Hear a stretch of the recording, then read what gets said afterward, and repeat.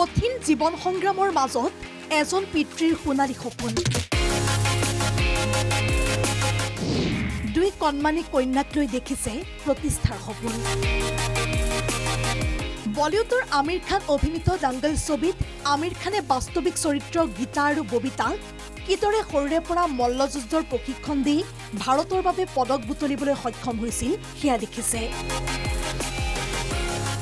কিন্তু আমি দেখুৱাব খুজিছো অসমৰ এজন সাধাৰণ চাইকেল মেকানিকে কিদৰে কঠোৰ পৰিশ্ৰম কৰি জীৱন জীৱিকা চলাই নিজৰ দুই কন্যাক দিছে সমৰ কলাৰ প্ৰশিক্ষণ।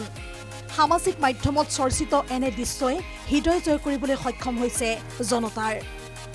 ডিগবৈৰ ৩ নং বৰবিলৰ বাসিন্দা ৰাজু চেত্ৰীয়ে নিজৰ দুই কণমানি কন্যা সন্তান খুশবু আৰু সুস্মিতাক ঘৰতে নিয়মীয়াকৈ দি আহিছে সমৰ কলাৰ প্ৰশিক্ষণ।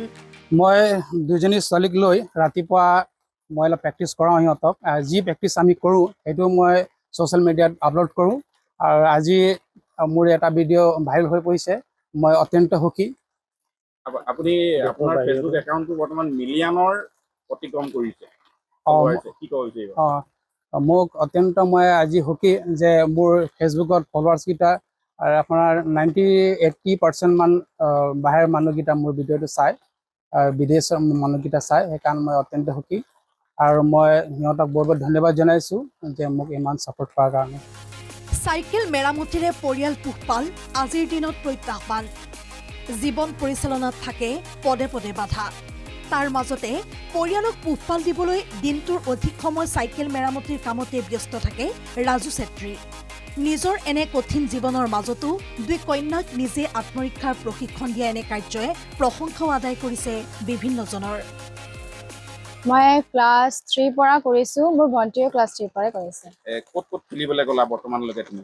মই আলিপুৰদ্বাৰত খেলিবলৈ গৈছিলোঁ আৰু ইয়াতে খেলোঁ গৈ আৰু স্থানীয়ভাৱে তুমি খেলা। কি ভাবা এই ভৱিষ্যত দিনত এই খেল খেলি যাবানে? যাম আৰু দেউতাৰ লগত আছে তো যামেই। দেউতাই প্ৰশিক্ষণ কেনেকুৱা দিছে বুলি ভাবা তোমালোকে? ভালেই দিছে আৰু বৰ্তমান তোমালোকে বহুত এটা চৰ্চা হৈ পৰিছে সামাজিক মাধ্যমত। কেনেকুৱা লাগে ফেচবুকত? ভালে লাগে, বহুত মানুহে দেখিছে।